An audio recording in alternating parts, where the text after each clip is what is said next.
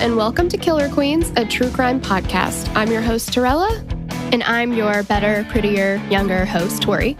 We're sisters who are obsessed with true crime. And love gal-palin with you about cases. You can expect the occasional curse word, lots of Friends quotes, and all the 90s nostalgia. To get in on the conversation, check us out at killerqueenspodcast.com. You can also find us on Instagram and Facebook at Killer Queens Podcast, and we're on YouTube at Killer Queens, a true crime podcast. Okay, y'all, grab your Capri Suns or your Surge, and let's talk about some true crime. Welcome back to Killer Queens. Yeah. I think at this point, you have no idea how long we've been putting off. Yeah, there's pretty much like 8 hours of recording before this where we've talked about everything else we could possibly talk about. And that in no way in disrespect of anything about this case, it's just a tough one. That's all. Yes. If you are not familiar with this case, there's a bunch of trigger warnings. So we're going to be discussing not in detail and not in graphic detail in any way. I do want to make that clear. Child murder, mental health issues. Okay, we're not going to discuss in graphic detail child murder. We will discuss mental health issues in more detail. There will be mention of suicide and there's gun violence. So, and this is a two-parter. So if this is something that you can't do, I mean, absolutely, we get it. Yes, and we will catch you on the very next case that we cover. No big deal. Yeah, and just to let you know, if you're on the fence about it, if you feel like, if you're not sure if you can listen to it or not, we're not going to go into graphic detail. Like there's nothing about the deaths of any of the victims that needs to be detailed out that's going to add to the case, that's going to help with anything. So we're going to talk about the victims themselves. We're going to talk about the events that led up to this. We're going to talk about the shooter. We're going to talk about his psychological state growing up and his history and his state of mind at the time. So those are the things that we're going to talk about. Yeah. So as far as like injuries and wounds that took place, we're not gonna get into that. No. So again, if you still can't do it, like again, totally get it. But we just kind of wanted to let you know. Well, we ourselves are kind of like, can we do this? Yeah. It's been rough, but we will do it. It is important to talk about, and I do think it's important to talk about because in this case, there were warning signs. And I think that, I know there's a lot of blame placed on Nancy, Adam's mom. And I think that there is a reason for that, a need for that in some ways. And in some ways, I think she just was not prepared. Like, I don't think she knew really what to do. Mm-hmm. But I mean, let's not get ahead of ourselves here. Right. Yeah. So anyway, all right. Before we get to today's case, just to let you know, we've got a Patreon. I mean, if you're new here and this is the first time you're hearing this, if you're not new here, you're like, you've told me about it till I'm blue in the face. And we're going to tell you again. Yes. Yeah, because I think what a lot of people maybe don't realize is that when you listen to a case here, you're going to get this same level on the Patreon. So we do a whole separate case on Wednesdays. That's our murder mixtape. So you get 2 full episodes. And then on Fridays, we do our doc jams, which is episode by episode coverage of docuseries and documentaries that you guys vote for. Mm-hmm. I mean, 3 episodes a week, dudes. Not a bad little situation. Not too shabby. So there's that. Check it out if you want extra episodes. Well, and it's ad-free. Oh, yeah, it's ad-free. That's a big one. We've got our Killer Queens Hangout group. It's a private Facebook group just for $10 and up patrons. So it's a little bit of a smaller community. And Tori thought of this really awesome thing where we basically have some of our text message conversation. Ooh. Uh-oh. Conversations. Lay off the hooch. I know. Between each other, but we do it in the group. So you guys are all involved. So now we can all talk about the shit that Tori and I talk about together. Yeah. It's so fun. We cover the hard, heavy stuff. Like Larissa Oleynik's necklace in 10 Things I Hate About You and how I had one. Wanted it so bad. Yours was pink, different colors, different shades of pink, though. Yeah, it was precious, wasn't it? It was very precious. I love it. I think I got it at Limited too, now that you talk about it. I feel like I did. And we talk about stuff like Sloane's 90s room and 90s workout videos. Yes. And that's just the tip of the iceberg there, you know? Exactly. We're just getting started. Exactly. So come hang out with us. All that to say, come hang out with us. And I mean, we've done a bang up job trying to put this episode off, but I think it's time. I don't know how much longer we can do it. Fine. And a big hey girl thanks to Sloane who wrote this case for us. It's a beast. She's thorough as always. And a big happy birthday to her.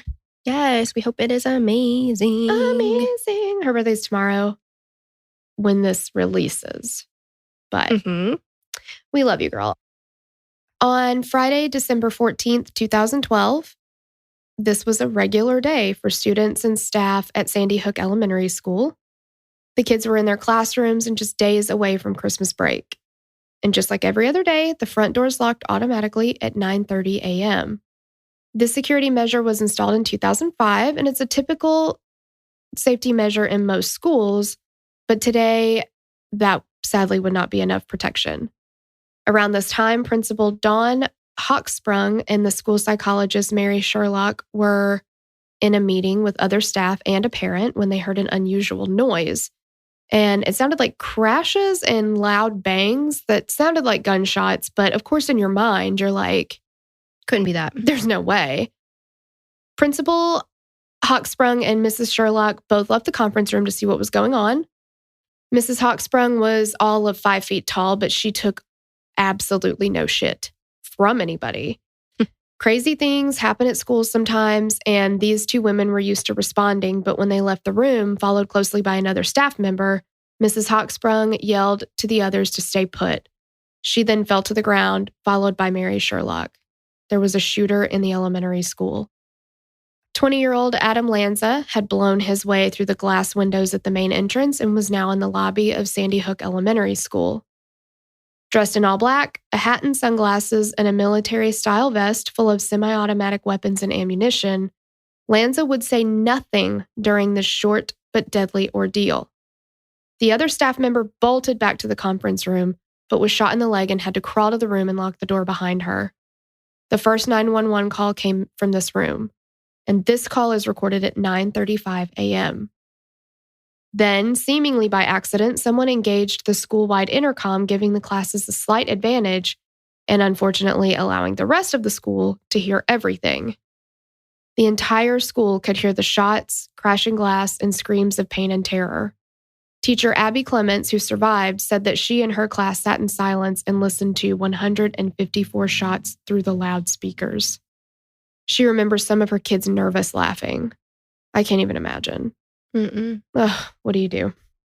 While 911 calls are being made, the shooter fires blindly into the hallway, hitting a teacher at the end of the hall in the foot before she's able to duck into her classroom. He then heads to the front office. The office staff at this point was already hiding, and they could hear his footsteps enter and then leave because he doesn't see anybody. Thank God he did not decide to go look under desks. Yes, exactly. And as soon as he left the room, they could, they're hearing his footsteps go in the other direction. They started calling 911 as well. And teachers throughout the school are also calling 911 on their cell phones. And this has got to be confusing for dispatchers. I don't know how much training they have for situations like this where like multiple people are calling in for the same thing. Have you listened to any of the 911 calls? Yeah. There's one dispatcher who kind of ends up taking control of the situation, and he ends up having all the other dispatchers like get off the phone with the people they're talking to, and he talks to just the custodian, I believe, that's in Newtown.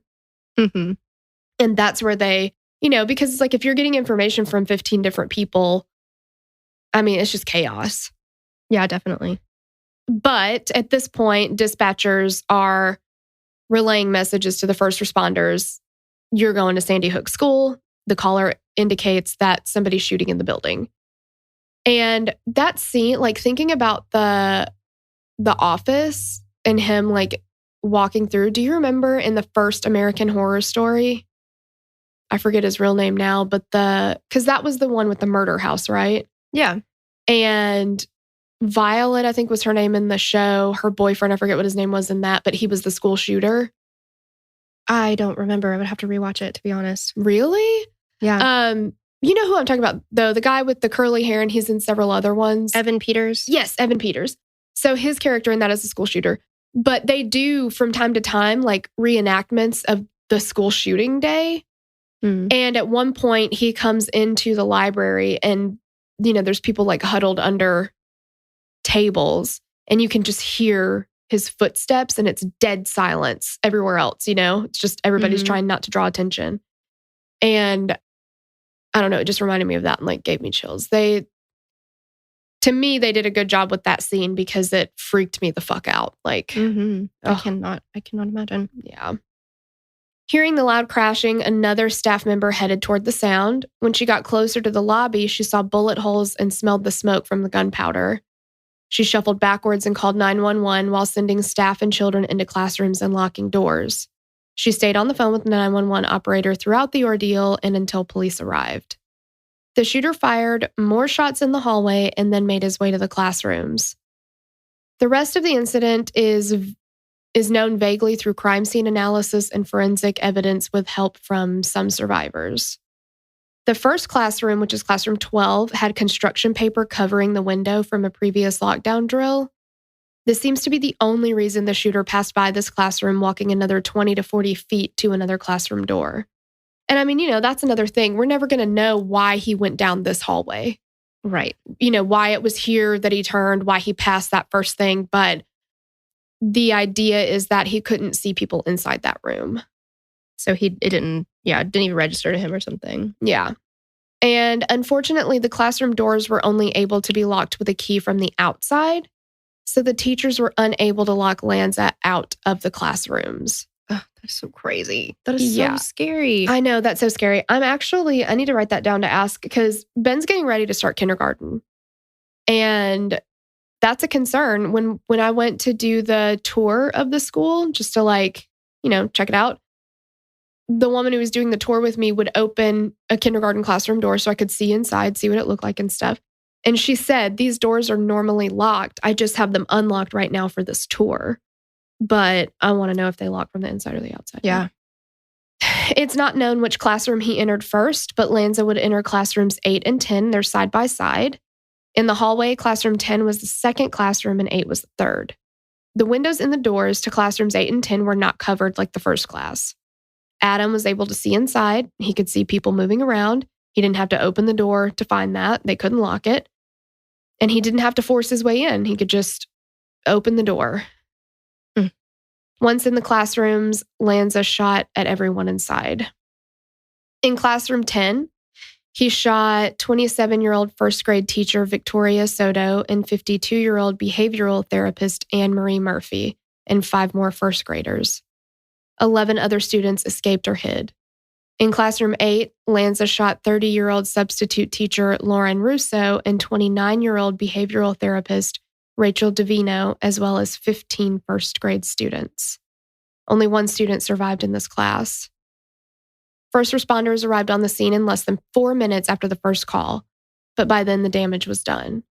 And Lanza, seemingly hearing the police arrive and knowing that this was over, turned one of his guns on himself around 9:40 a.m. They called at 9:35. It is insane to me how much tragedy and destruction and carnage took place in 5 minutes. Yes, 5 minutes. One person, 5 minutes. Yeah. Officers entered the building not long after that last shot and found a horrific scene. First, they had to clear the building and ensure there's no other shooters and evacuate the rest of the students, teachers, and faculty. And the day before this, enrollment was at 489 students. There were 91 staff members on the payroll, but 9 were absent that day. Thank goodness for them. Of those numbers, only 469 kids and 74 staff would walk out of the building on their own. When the first responders entered classrooms 8 and 10, they saw what could only be the most horrific scene they'd ever attended. 15 children and 2 adults were found in room 8. Only 2 children were still alive. One, 6-year-old Ben Wheeler, was transported to the hospital but was later pronounced dead. The other student was uninjured and evacuated.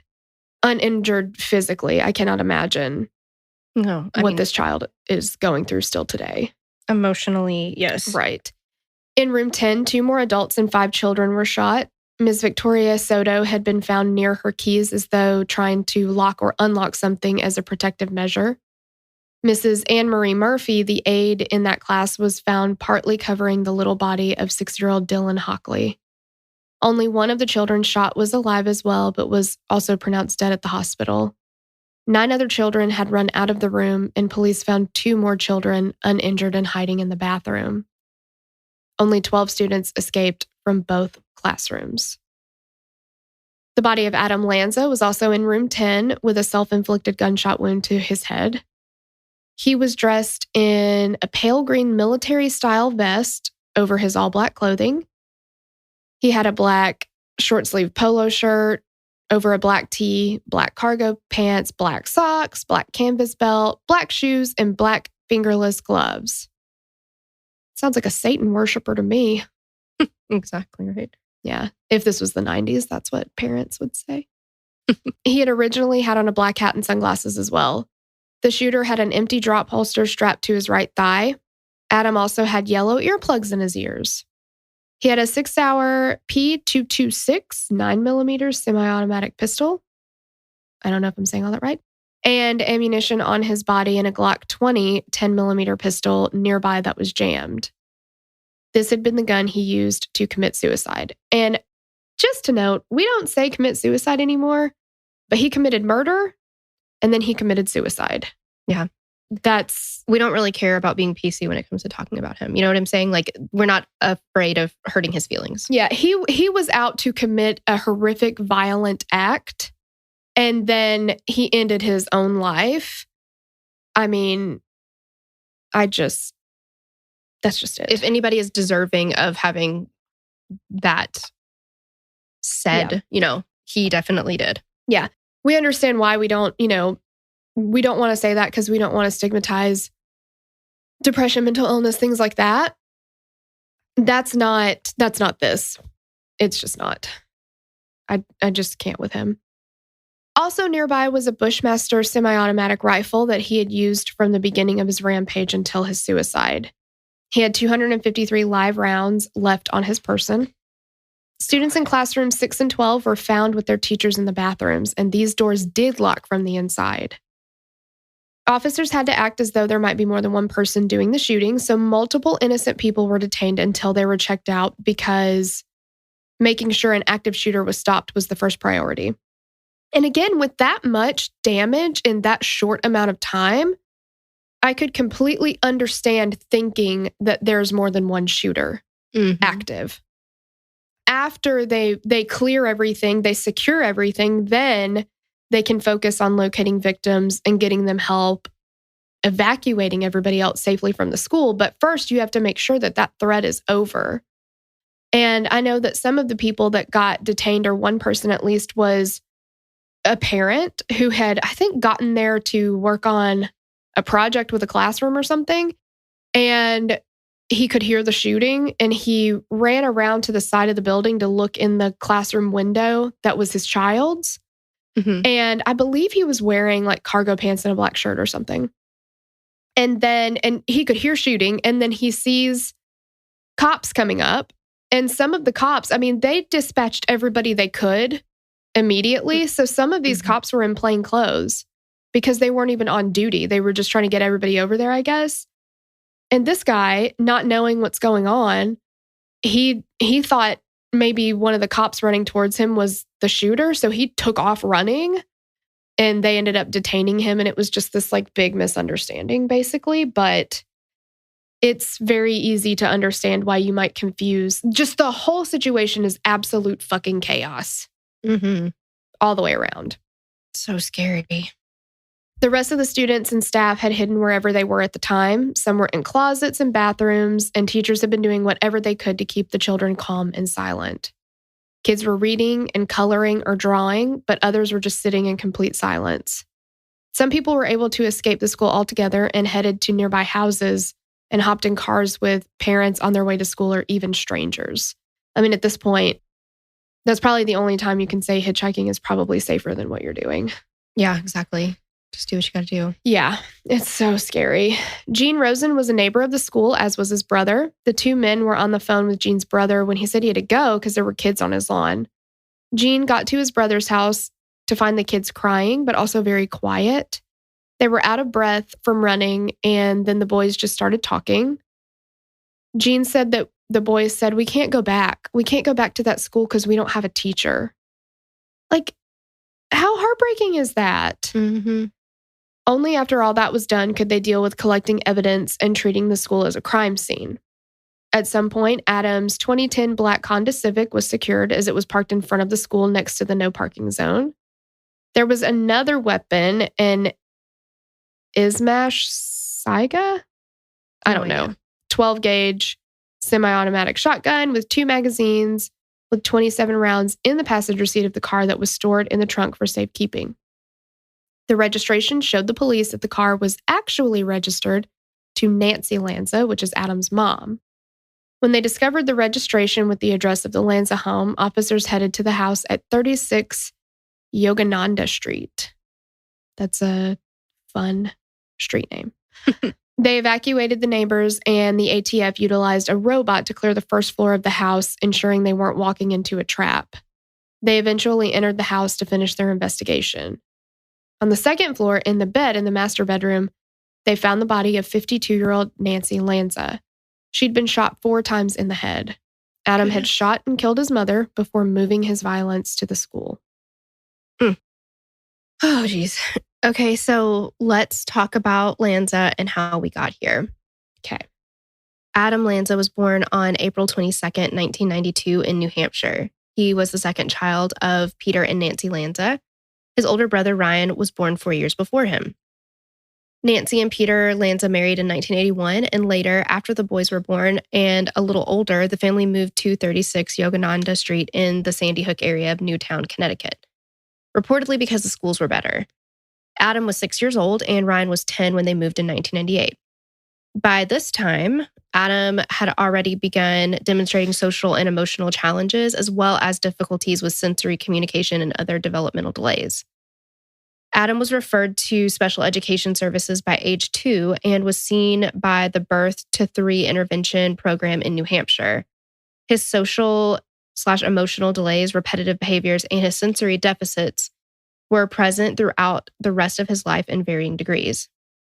He didn't speak until he was 3 years old, which also impacted him in other areas of development. He began receiving speech and therapy services in this early intervention program and continued through 4th grade when he, quote unquote, met all of his goals. Adam demonstrated difficulty with being sensitive to touch, and his parents had to remove all the tags from his shirts and warn people ahead of time not to touch him. This affected him to the point that when he got haircuts, he sat with his head down and responded with one-word answers to the barber, who was not allowed to use the clippers because of the noise. And this was only noted as a problem when he was an adult.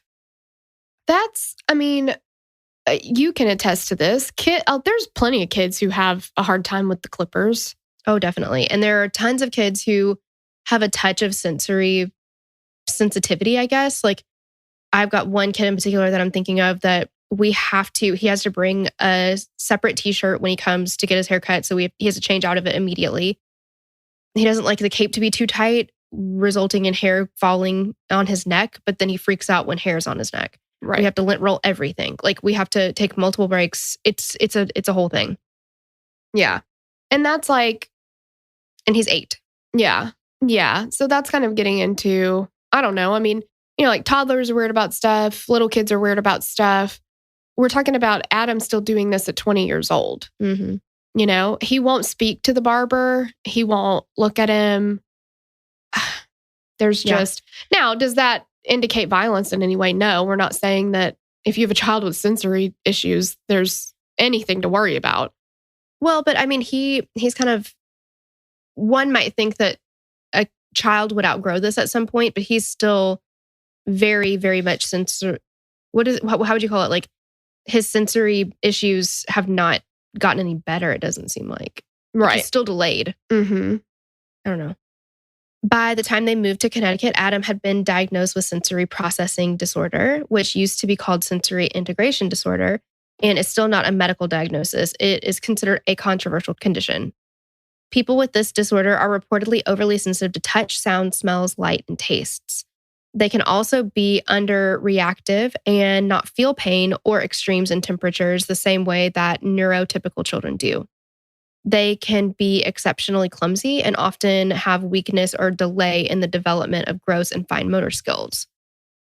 Since it's not a medical diagnosis, sensory processing disorder is diagnosed or defined typically by occupational therapists when the collection of symptoms present consistently and in a way that negatively impacts the daily life of a person. SPD was even submitted to the American Psychiatric Association to be included in the Diagnostic and Statistical Manual of Mental Disorders 5th edition, but was rejected. Since it's not officially a diagnosed disorder, therapies are not covered by insurance, so must be paid for out of pocket. Yeah, and it can also sometimes mask other disorders like OCD, ADHD, Autism. anxiety. Yeah. So, like, it's one of those things that, like, usually you'll find it with some other conditions, but it can also cause some misdiagnosis or, you know, because there's a lot of overlap and it can just mask some of those other things. But it's interesting to me that it's still not recognized. Yeah. When there's It's not like a medical diagnosis. Yeah, when there's a lot of, I think, like, a lot of people suffer from it. I don't know. And it seems like there's obviously a sliding scale for it. Like, some people can be affected by it slightly and some people can be affected by it a lot, you know? Right. Adam's parents, specifically his mom, were described as devoted but perhaps misguided. They, like many parents of children with disabilities, struggled to figure out how to help their child. Adam was described as quiet from a young age, but the severity of his social awkwardness and disruptive behaviors increased as he got older. In pre-K, Adam engaged in repetitive behaviors and tantrums. He would have instances of smelling things that others didn't. He compulsively washed his hands and had numerous food sensitivities and eating idiosyncrasies. It was later said that he was a vegetarian and then a vegan and was particular about the placement of things on his plate and felt like certain foods shouldn't be on certain dishes. And that doesn't sound like something, I mean, I know a lot of people, even adults, that they don't like their foods to touch. Yeah, they don't like their foods to touch. I know people who have to eat, like, if you've got 3 things on the plate, they have to eat all of one, all of one. Yeah. Like, they can't mix it together. Like, I can get a little bit of everything on one bite. Depends on what it is, but yeah. Especially if it's like, I mean, I can't imagine what like a chicken pot pie would do to somebody like that. Oh, yeah. I'm always like, ooh, because we come from a big long line for whatever reason of, if you have mashed potatoes and you have peas, they go together. Like, yeah, it's you're like just going to put those shepherd's pie together on the plate. Yeah. Yeah, exactly. Yeah. I might even mix them together. Yeah. Exactly. Yeah. I don't think that, you know, again, none of this part, even if his sensory processing issues got worse as he got older, like, once we get into the quote unquote investigation, like, however, you know, you want to call that, like, nobody believes that sensory issues are what caused Adam to do what he did. Well, and when we said there were signs, these aren't them. Exactly. These are not the signs. These are just facts of the case. He had sensory processing issues as well. Yeah, thank you. Yes. Adam attended Sandy Hook Elementary from 1st to 5th grade, never in the classrooms he attacked. This was between 1998 and 2003. When he first moved to Connecticut, Adam was slightly more social. People remember him participating in playgroups and parties as a young child. He was still somewhat withdrawn, but he was nice. His dad said that he was, quote unquote, just a normal little weird kid. What does that even mean? I don't know how I feel about his dad, honestly. I don't know. I feel like, well, I don't know enough. I'm just making, this is a speculation, I guess, but I just feel like just that sentence all by itself, it's dismissive and it's also kind of cruel. Like, it just kind of seems like I wouldn't be surprised if he was like, well, if I don't have the perfect kid according to me, then I don't want anything to do with him, really. Like, it just doesn't seem like he's, Yeah, because labeling your kids matters. Your words matter. And children, when they hear you're weird, you're, this, you're bad, even you're bad at math or whatever, they will fit into that box, Like, they'll do things to make that label true because they believe that that's the label that they're given. Like, why would you want to speak anything other than positivity and like uplift your child, Yeah. Give them the best chance you can. Yeah, I mean, it's just mean. Yeah. I don't know. At some point during the late 90s, Adam was evaluated for special education at school, and it was determined that he qualified as a student with disabilities under the category of speech language impairment. In 2001, Adam's parents separated and the boys stayed with their mother in the family home. Adam would stay there with Nancy for the rest of their lives. As he got older, Adam became more of a loner. By 5th grade, he was more reluctant to be social. He was still considered bright, but not very confident. No one could really recall him being bullied despite his parents' memories. During the school year, Adam wrote a story called The Big Book of Granny. In this book, Adam wrote about a main character who had a gun in her cane and shot people, including children. There is not proof or evidence that this writing was turned in to the principal or school psychologist or any action was taken. And I think here is where we get into maybe signs. Yes, exactly. And is this something that was turned into a teacher and then not turned into anybody else? Like, well, that's kind of what it sounds like, because I can't imagine that this is a claim from Nancy. Do you know what I mean? Like, it had to have been a teacher, but no further action was taken. Right. I would think. I mean, we don't know, but I would think. Yeah. In 5th and 6th grade, Adam was part of the band and participated in school concerts playing his saxophone. Teachers and students don't remember him being bullied at this time either. I think a lot of people in this case say he was never bullied. But bullied, did you just not see it? Yeah.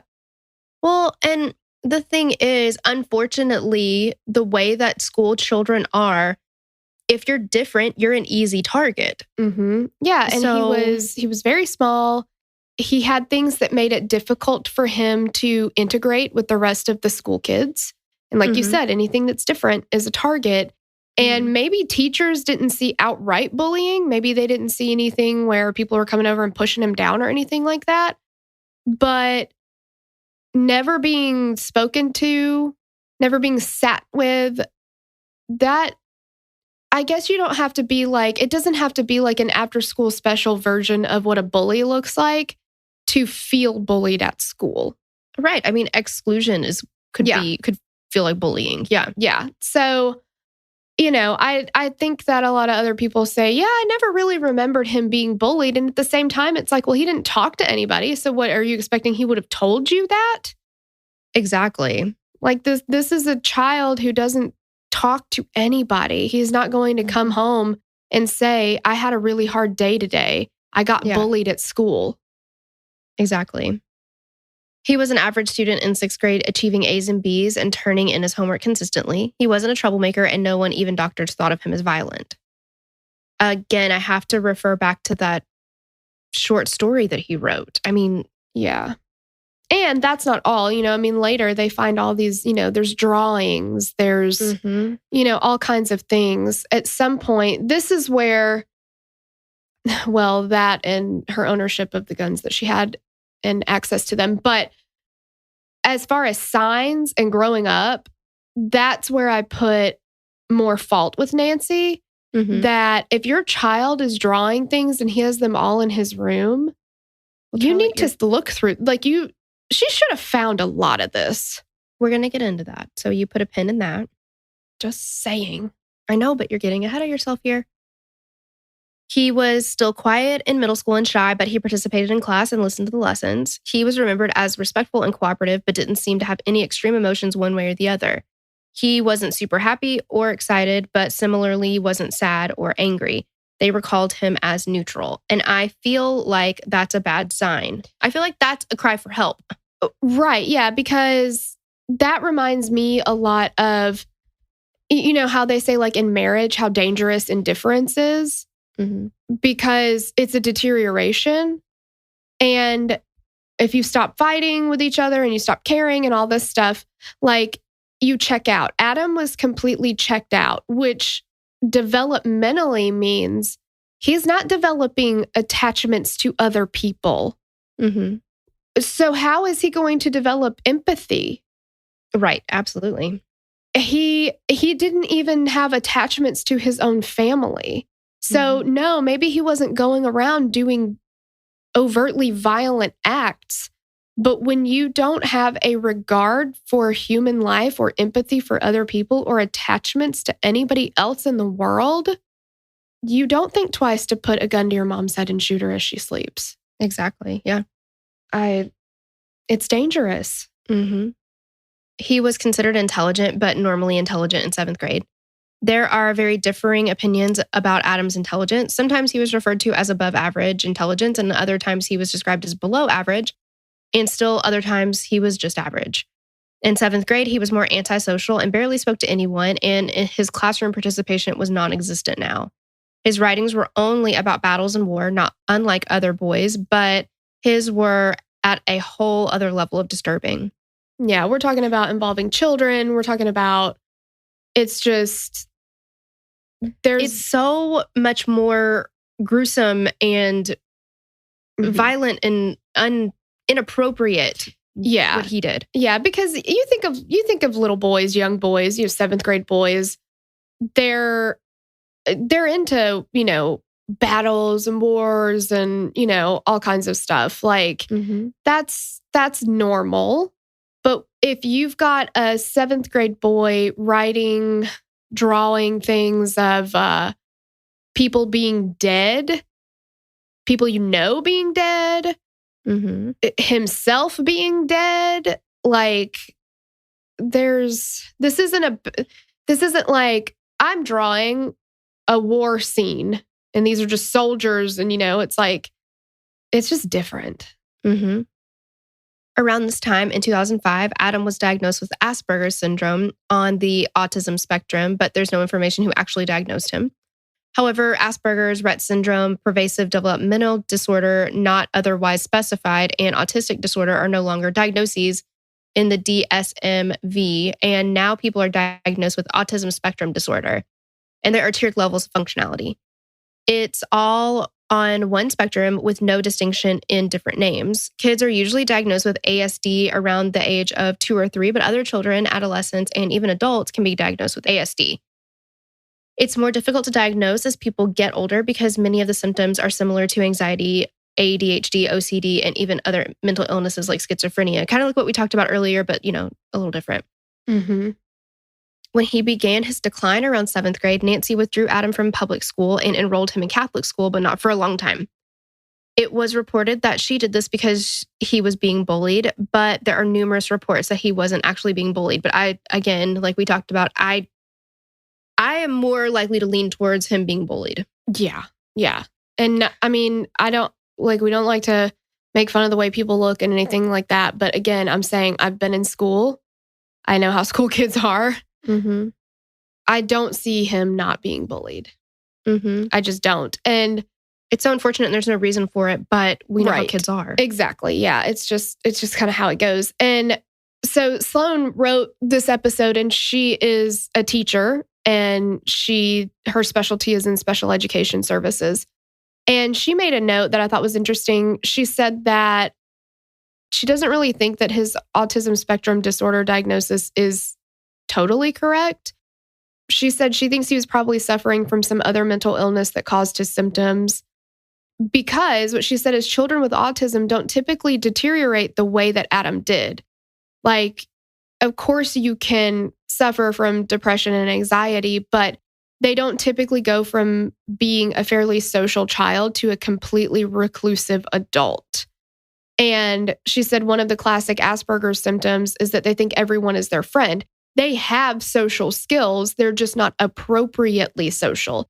It's almost like they're too social at times, right? Like that not really kind of getting the personal space thing or, like I thought that too. Like the more I read about him and heard about him, and I'm like, but he didn't talk to anybody. And it got worse and worse and worse and worse. And I mean, you guys can draw your own conclusions, but there are things in this case that remind me of the Bruce Blackman case. Of course, Bruce Blackman's onset was so fast, but the fact that Adam became so much more withdrawn and obsessive over what he ended up committing finally.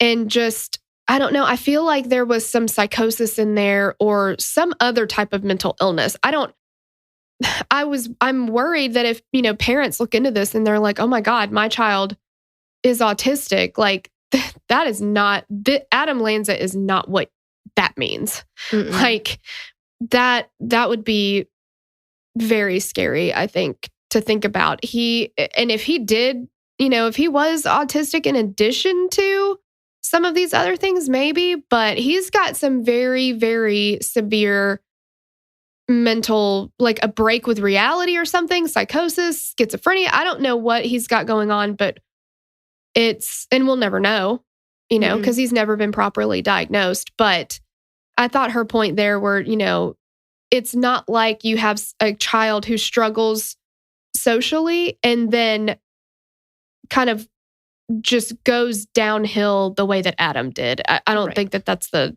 typical presentation. Well, but the thing is, I mean, and we've talked about it before, Sloan even made a note about it when talking about, because she said she's kind of a picky eater and she doesn't like certain things to go with certain other things. Like, all of those things by themselves. And we've talked about it with other cases too. Yeah. Like, just because you have, I don't even know what, depression or anxiety, bipolar 2, OCD, ADHD, ADD, whatever. That doesn't mean, like, you could have all of those things or one of those things and not go on to do what Adam Lanza did. Right. Yeah. I think that was a misunderstanding. Was it in the Russell Williams case when we talked about, that he was very OCD? Yes. And I mentioned about American Psycho, and maybe that was a irresponsible reference to make. I don't know. Well, no, because you can be a killer and have OCD. Yes.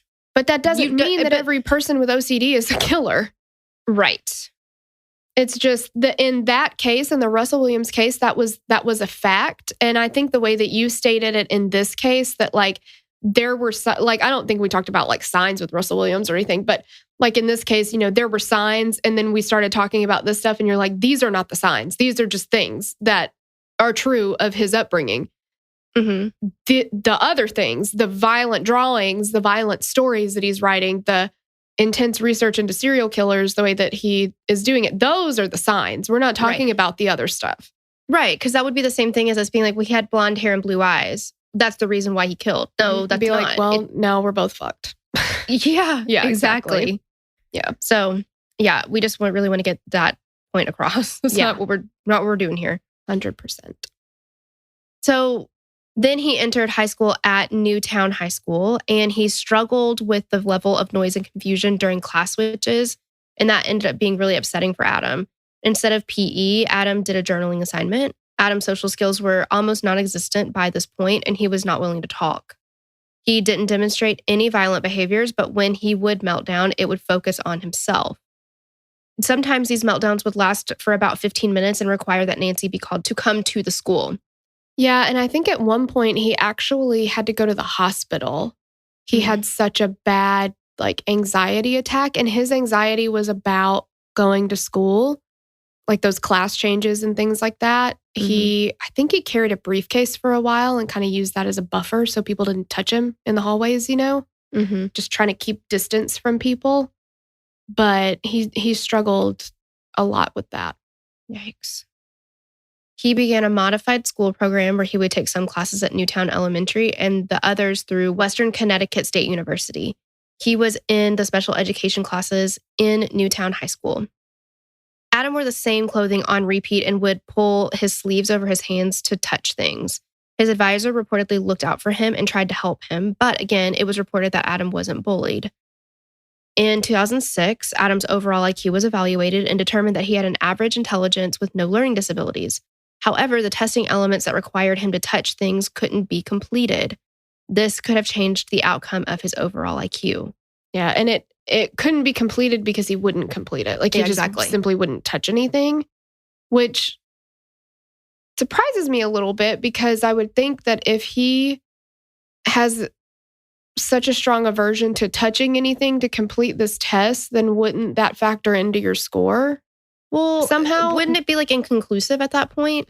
Yeah, something like it seems like it would affect it. You can't, and I don't know that IQ is even the right thing I don't even know if that's something that they need to be worried about. Yeah, exactly. Like, I don't know that necessarily sensory issues should even factor into your IQ in any way. I'm not saying that, but it just seems strange that they're like, well, we can't do that part, so we'll just... In any other test, if you don't do a third of it, you lose a third of your grade. Like, yeah, absolutely. It just was kind of strange to me, I guess. Mm-hmm. This was also around the time that Nancy began to notice marked changes to Adam's behavior. Before this, Adam did things like ride his bike and climb trees and mountains. He stopped playing the saxophone and dropped out of the band. He also quit soccer and baseball, saying that he didn't enjoy them. Yeah, so up until this point, I mean, he's not incredibly social. He's having issues. He does get more and more withdrawn as the years go on, but he did actually participate in some things at school. He did participate in some sports. He did go outside and play. Mm-hmm. But in 2006, all that stopped. In October of 2006, Adam was seen at a Yale Child Study Center by a clinical psychiatrist, even though he was absolutely not happy about it. A Yale advanced practice registered nurse said of Adam that he, quote, may not have autism spectrum disorder, but instead crippling anxiety and obsessive compulsive disorder. Yale also didn't think that Adam was gifted or unique. They felt he had, quote, average cognitive abilities. They also noted that Adam's parents, specifically Nancy, quote, may have had greater than average difficulty with accepting the extent of Adam's disabilities. One source said that Adam, quote, reacted badly to the whole world and didn't want to be part of it. But that is significant because when we look at Columbine, not both of those shooters were necessarily homicidal. Dylan was suicidal. Yes. And Eric was homicidal. Well, yeah, and this would be different. And not that anybody should feel this way, but it would be different if this quote was, he reacted badly to himself and didn't want to be here anymore. Yeah. This is him. What I'm getting from this is he wanted to take out, like, the world is the enemy. Yeah. Yeah. The world is this evil force and he's got to protect himself, conquer it. Yeah. Something. Yeah, and I'm in no way saying that only one of the Columbine shooters was a killer. They both were killers. But what I'm saying is where Eric has a history of talking about violence against other people, Dylan typically only talked about himself. Mm-hmm. But those two can change, and it's a fine line between the two in some instances. Like having an influence, like a friend who says, let's go shoot up our school. Or in Adam's case, he got so involved in these mass shooters and researching them and all that, so this is an influence that's kind of in his mind now because this is what he's thinking about. This is what he's surrounding himself with. He stops interacting with anybody in the outside world at all. It's just, there just were signs, and you just think how many lives could be different right now had he gotten the help that he needed. And I don't think that Nancy knew what the right answer was, but there's something else that could, you can, if you don't like the way he's getting help in one place, don't stop the help. Yeah. Just keep maybe let's trying. find a different, different form of help. By 9th and 10th grade, Adam was reclusive. He spent most of his time shut in his bedroom playing video games. And by this time, Adam was being, quote, homeschooled. This took away any opportunity for peer interaction and access to school therapists. Now he's even more isolated. During his time in his room, Adam was using his computer skills to hack into a government computer system. He was said to have been able to make it through the second level of security when he tried to breach the third. His computer shut off and authorities showed up at his house. Wow. And Nancy told friends that either the FBI or CIA showed up, and she had to convince them that her son was just super intelligent and he was just challenging himself and his skills to see if he could hack into a government computer.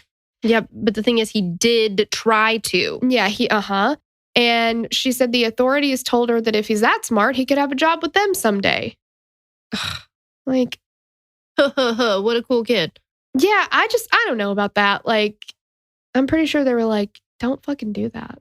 Well, yeah, they would not. Not I cool. don't think that the FBI and the CIA have all the time on their hands to be stopping what they're doing to go to their house and be like, hey, your son seems real smart. Mm-hmm. He's a great hacker. He hacked into our system. Totally fucking illegal. But you know what? Tell him to send his resume when he graduates. Like, yeah, I don't know. Okay, so despite being diagnosed with sensory processing disorder and autism spectrum disorder and struggling with OCD, anxiety, probably depression and some other things, Adam refused to take prescription medication and participate in any therapies. It also appears that neither Peter nor Nancy sought out mental health treatment for Adam after 2008. He probably would have refused to go, but it does not seem that there was an attempt. And basically, Nancy kind of just said, I don't like what they're telling me. I think a lot of people told her initially he's probably going to grow out of a lot of this stuff. And then he didn't. And she just did not like the way that he was being treated. And so she pulled him out of that particular treatment. Fine. Put him in a different treatment. Like, right. It's just, yeah, you can't just stop. And Peter was very successful. He was very wealthy. When he and Nancy were married, he was pulling in like $500,000 a year or something crazy like that. But it kind of seems like he's just MIA. Well, what happened was when he left, or like when they got a divorce, he ended up giving half of his salary to Nancy pretty much for the rest of her life because they both knew that somebody was going to have to care for Adam for the rest of his life. Mm-hmm. And so she couldn't work. She had to be there with him all the time. So he paid that in like alimony and child support. And he knew that that was necessary and he didn't fight it. He just paid it. And he, he's still doing pretty well for himself otherwise. But Nancy, was able to remain in that home. And Newtown, Connecticut is a very affluential or like an affluent community. Mm-hmm. The houses are very large. The lots are very large. It's a very, very wealthy community. And Nancy was able to stay there and she wasn't working. She was taking care of Adam. So I struggle to, I know that some people don't get mental health treatment or even, substance abuse treatment, all that kind of stuff, because it's very expensive. Mm-hmm. But Nancy didn't have that problem. So I'm a little confused about why she just stopped if she did. And maybe that was where that Yale study said, or the clinical study said, she's not really accepting how severe his disabilities are. Maybe she was just thinking, if I get him home and away from these stressors that bother him, like the noises of the school and all that kind of stuff, that he'll just be fine. Yeah. I can't imagine how stressful it was for her. I mean, not to dismiss or discredit. I don't know. Being a parent has got to be hard no matter what, but having a child with challenges like this, I can't imagine.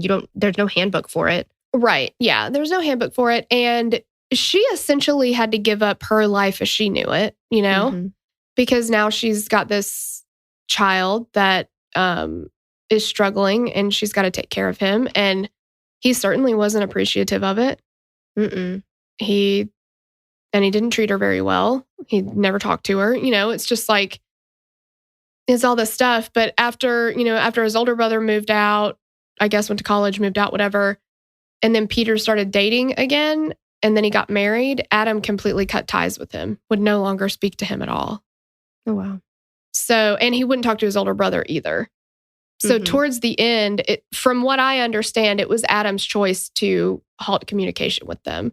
And Peter would still try to keep up with Adam through Nancy, but he would have nothing to do with him.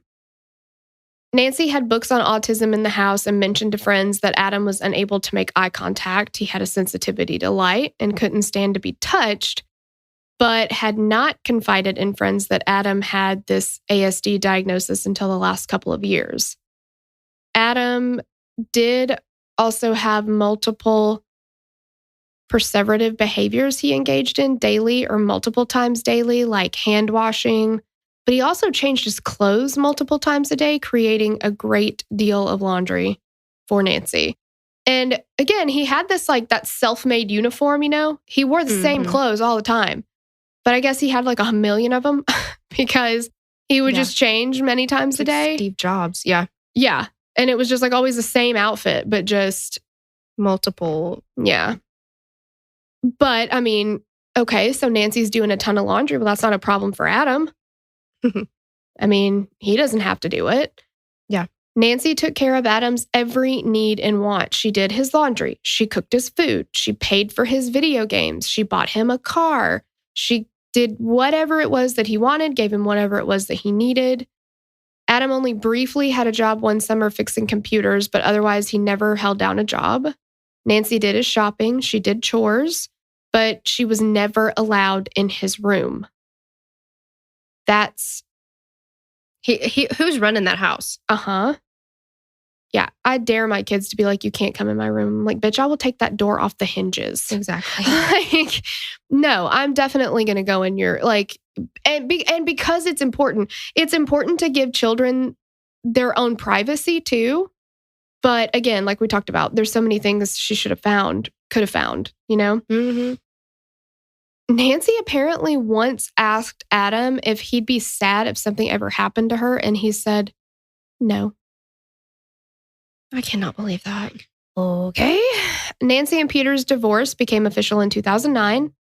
And around this time, Adam went off the grid. He dropped out of his classes at Western Connecticut University and was pretty much only at home. He'd never been interested in social media, and he had a cell phone that he didn't use. I think he actually had two, but he didn't use either of them. It always just went to voicemail. He had an email address that was really the only way he communicated with family, and even that was sporadic. When the search warrant was executed after his rampage, it would be discovered that Adam had thousands of dollars in video games, computers, and weapons. And like we said, Adam's brother Ryan had moved away after college and had become estranged from Adam, and he didn't see Ryan in the years before the Sandy Hook shooting. So he didn't see Peter or Ryan for a couple of years before that. Nancy had some pretty, she had some pretty expensive taste. She apparently had like all of her clothes custom made by a woman in Newtown. And she had season tickets to the Boston Red Sox and attended a lot of the games. And her email address also ended in 1918 for the 1918 World Championship the Sox won. Wow. Pretty dedicated. Yeah. But, like we said, she didn't work. Now, I remember when this first happened, and I thought that his mom was a teacher at Sandy Hook because that's what was reported. But she was not. She'd never worked at Sandy Hook Elementary. So, if people are trying to use that as a connection, why did he go there? It doesn't hold up. But Nancy did love guns and reportedly said that she, quote, loved the feeling and power of a gun in her hand. And all the weapons that Adam used in the shooting were legally purchased and they were registered to Nancy. She was described as a gun nut and a little paranoid. A neighbor told investigators that she used to have dinner parties at her house and she would just put the invitations in the mailboxes of the neighbors instead of fucking mailing them because it's like, hey, Nancy, you live right the fuck here. I'm just going to put it in your mailbox. And Nancy never responded to the invitations. And when asked, Nancy said she didn't respond, quote, because there was no return address on the envelope and Nancy thought there was anthrax in it. Oh my gosh. So, I don't know about that. Also, I mean, Nancy would take Adam to the shooting range all the time. And that seemed to be the only way that they connected with each other. I think it's the only time he would pay any attention to her whatsoever. They would go shooting together all the time. And after he finally got his driver's license, he would go to the shooting range by himself sometimes. But in addition to Nancy just really being into guns, it also happened to be something that her son was into. And it was the only thing that they really shared. That's a really sad bond considering what happened, Yeah, exactly. But Nancy was very social and she loved to travel. In the year or so leading up to the shooting, she started leaving Adam at home by himself and she started going on trips. And, she would get stuff ready for him before she would leave. But if he ran out of food, he cooked something. I mean, he's got some issues, but he's not a completely helpless person. Yeah, he has independent qualities that he could, he's got skills that he could do it. Yeah, he can fix himself a sandwich. So I guarantee that he can do laundry. I would think he could. I bet he could. Mm-hmm. He used to hike and write. He liked poetry and video games. But he started getting super interested in mass shootings and serial killers, like we said, specifically Columbine. On his computer, he had spreadsheets with serial killers and mass murderers with their information. And Sloan said, we also kind of have this. And we do. Yes. But it's different. Yes. And I don't know if that's something that we just have to tell ourselves or what. Yeah. We have multiple, I think the three of us combined have every serial killer or, I have a big book of serial killers, that kind of stuff. Like, yeah. But I mean, the way that he's ranking people by how many kills they have, which in his mind is positive. Yes, exactly. So, cool. Yeah. Adam did at one point want to go into the military. I believe he wanted to be a Marine. Yeah. What do we talk about? Yeah. And there's nothing wrong with wanting to be a Marine or be in the military, but you have to think about why. Mm-hmm. Yeah. Well, and I listened to the True Crime Garage episodes on this case too. And I believe that they said that at some point, maybe in the year or so leading up to the shooting, that Nancy had to sit down and tell Adam, you're never going to be able to be a Marine because of all these issues that you have. Like, it's just not going to happen for you. I wonder if that, go ahead. I've got some thoughts. Right. Yeah. Because it's like, okay, you don't want him to be living this like, wow, in a couple months, I'm going to enlist in the military and this is a goal I want to have. You don't want his heart broken when he finds out he can't do it. But at the same time, you don't want to ridicule him and make him feel worthless. And yeah, like, yeah, because my thought is, was she saying this to him as like, this is a hard reality that you're going to have to face. And I'm so sorry to tell you this, but let's get you help so we can achieve this goal. Or was it like, do you really think you're ever going to be able to do this? Look at all of the issues you have. I think it was a combination of the two. I think it was like, I think she genuinely like didn't want him to get hurt when he wasn't going to be able to be accepted. Right. But I don't think that was followed up with, like, I think it was the hard reality. But then, like you said, what can we do to work toward that? Here are some things that, you'd have to be able to handle or overcome or whatever to be able to make that a reality. We can do this. But you got to think, I mean, again, I'm not at all taking up for her, but I have to look at it from both sides and think like there had to have been a lot of resentment. But again, we are both very big advocates of therapy. She should have been in therapy as well. Yes. Yeah. Yeah. Because that's a lot. That's a lot all the way around. So around this time too, Adam stops communicating with his mother verbally. And he begins only speaking to his mother through email, who lives in the same home as him. He will only talk to her through email. He should have faxed her. That would have been better. Well, sure. I mean, everybody needs a fax every once in a while. But she didn't even have a fax. So before this, it was reported that Adam at least left the house on the weekends when he would go to the movie theater because they had an arcade there and they had the big DDR game, Dance Dance Revolution. Gosh.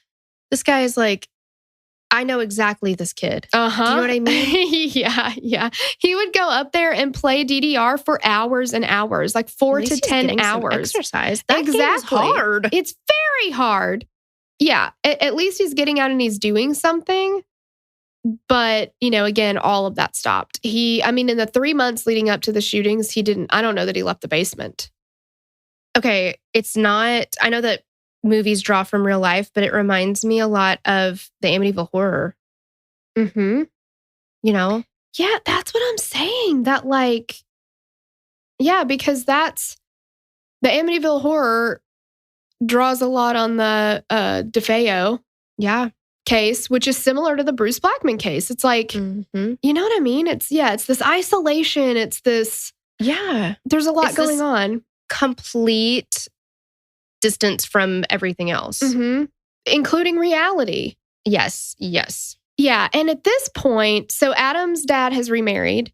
At this point, Nancy starts talking about moving away. And this was a big part of what made the whole Bruce Blackman thing click in my brain. Because she said she was either going to move with Adam, of course, she's not going to leave him, but either to Washington State or North Carolina.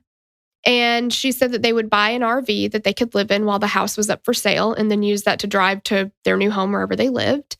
She said this would ensure that Adam didn't have to spend any time in a hotel. He'd fully refused to do that before when Hurricane Sandy knocked out their power for an extended time. So he just stayed in the house without power. He would not go to a hotel. So she's like, there's no way he's going to do it 2 or 3 times on our way, on a long drive. So we're going to have to buy an RV.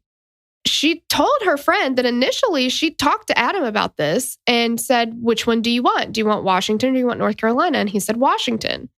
And he seemed okay with it at first, like not super upset about it. And she said they were going to have him attend a special school in Washington. And it just seemed like he was for it.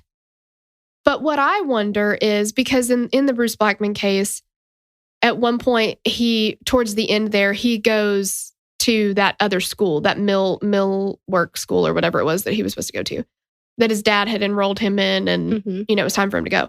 And his psychologist said, absolutely not, do not let him go. Because if he has a change in scenery, even the anxiety of the change in scenery can completely set this off, like whatever progress we're making, we're going to go backwards.